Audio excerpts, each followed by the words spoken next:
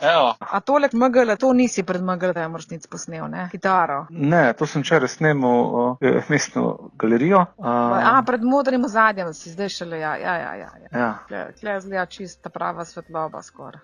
Pa kada bi šel dol z nakupovalno vrečko pred mestno galerijo. Mestno galerijo. Kaj si rekel, da je kitara narejena v resnici sploh ne zares, ampak kar tako? Ste pa v samem Cubase-u narejeno, kjer je pač program, kjer lahko različne inštrumente dejansko uporabiš s pomočjo MIDI klaviature, oziroma če bi imel klaviaturo, bi lahko igral na to in bi dejansko lahko dobil zvok te distorzirane električne kitare. Posnetek ni bil s kitaro narejen, zato ker mi manjkata 2 struni in sem potem sprogramiral to s pomočjo teh črtic, ko jih vidiš, in te črtice dejansko definirajo, kjer toni se igrajo.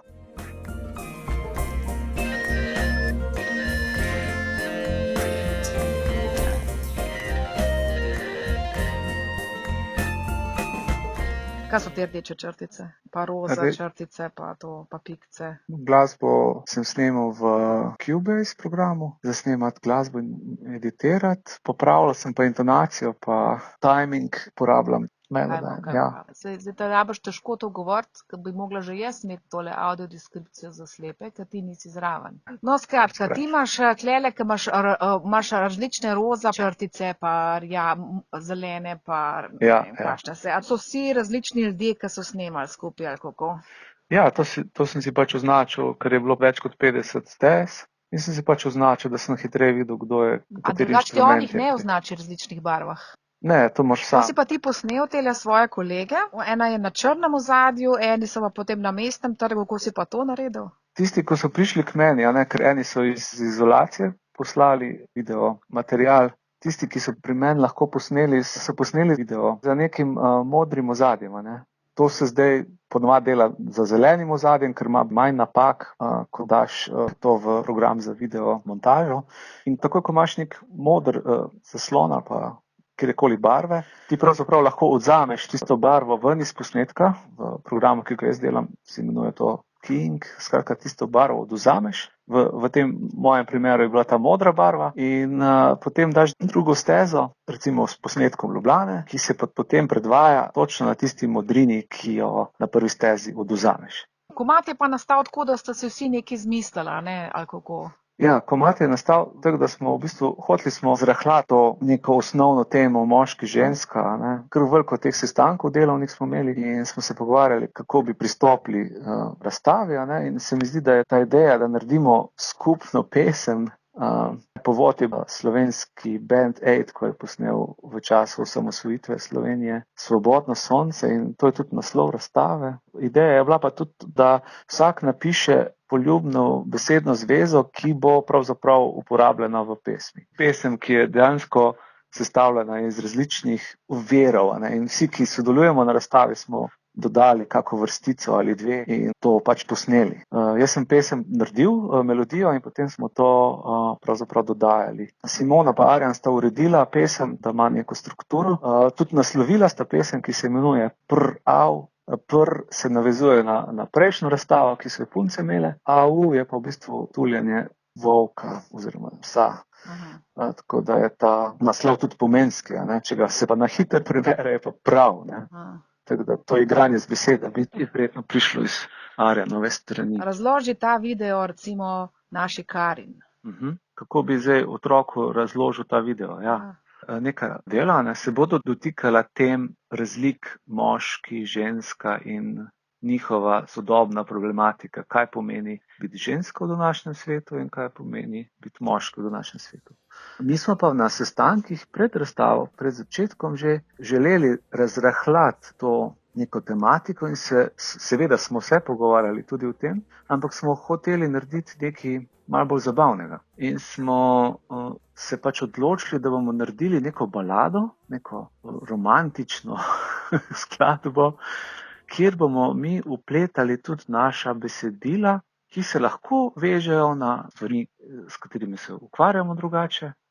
Hkrati smo pa hoteli razbremeniti in narediti nekaj skupaj. Ne? Smo se zorganizirali in naredili to pesem, ki sem jo potem skupaj sestavil, dodal glasbo in smo jo posneli. Vsak je pravzaprav zapel to pesem z izjemo enega. Kdo je pa recimo, ti si rekel, da je vsak izhajal z neke sebe ali pa svojega dela? Kdo se je izmislil, vse bo v redu, super bo? To se je pa izmislil Viktor Bernik. Glih to on, ki nič ne posname pol. Točno to. On tudi nič ne posname, meni se zdi to čist njegov stil, ta minimalizem in se mi zdi čist okej, ne. No, bi bilo treba njega vprašati, kaj je mislil s tem, ampak mislim, da ni bil zdaj vzrok koronavirus, ne. Ampak vseeno, a ne, se mi zdi to tak dokaj optimističen refren, ki je lahko čist tak razbremenjajoč in vsem bo šel v hop, sigurno, ne. Kdo pa imel Malto Bager beton? Maja Smrekar. Pa misliš, da bo kaj naredila s tem v zvezi? Ne vem, kaj bo naredila, ne vem točno. Ker ta Malta Bager beton je pa pol nate vplivala. Ja, jaz sem naredil pa še 2 sliki za to razstavo, eno še končujem in obe sliki sta impresiji naših sestankov ali pa recimo tega, kar smo že naredili v skladbi. Ne. Malta Bager beton, v bistvu mislim, da bo kar naslov te sliki tako in sem si sposodil ta izraz, ko ga je Maja dala za to pesem, to besedno zvezo, ne, vrstico. Kako je nastala ta slika? Kaj si mogel narediti najprej? Hotel sem narediti malo nadrealistično sliko. Vzel sem par fotografij, ki sem jih potem izrezal digitalno in jih potem razvrstil v neko kompozicijo. Ozadje recimo prizor iz 70-ih let, ko je moj oče bil v Clevelandu. V spredje en bager iz tržnice, ki je sneg basal pred leti. Pa nogometaš, nek poljubni iz interneta, ki se meče za žogo. To so ti 3 elementi, ki sem jih vzel za to sliko. Pa ta napis, ki bo verjetno tudi... Ja, sem zgine vmes. Zgine, ampak ga bom verjetno obdržal, rad se igram s temi deljenimi besedami. Ne? Recimo, to bo recimo besedna igra. Malo ta, malo ona. Ne? Mal una, ja.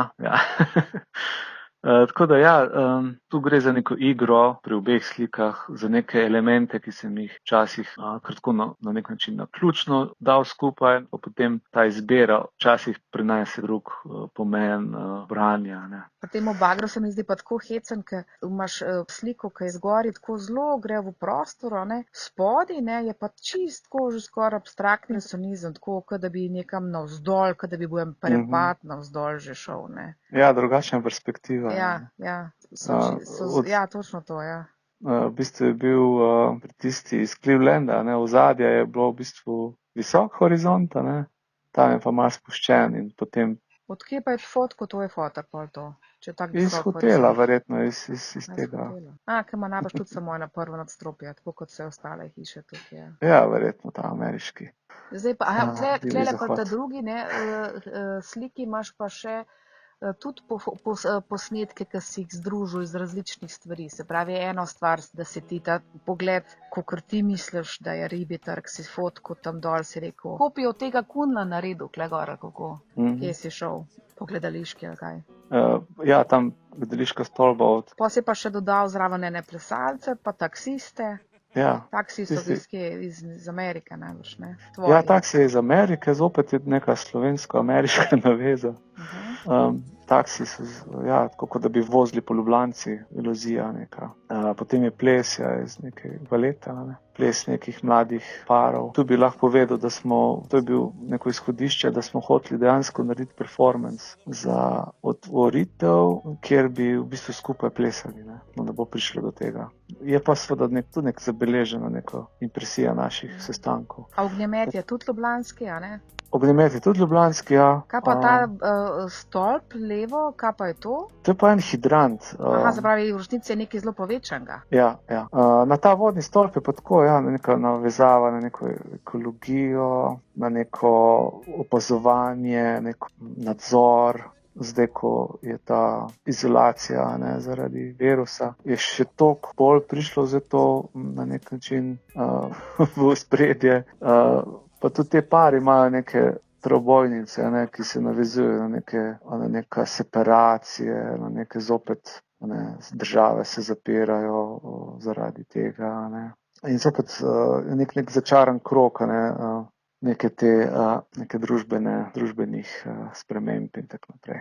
Kaj pa način komunikacije? S čim si pa tukaj gor zarastel? Vem, da nisi bil preveč zadovoljen, če so se ljudje pogovarjali po Messengerju, dogovarjali o kakšnih sestankih po raznih Facebookih pa to. Ja, absolutno je razlika med generacijami. Ne. Ja, ampak ti, kaj tebi najbolj odgovarja? Če te hočem še kdaj poklicati ali če hočem s tabo govoriti, kaj bi ti bilo najboljš? Povabi me na čaj.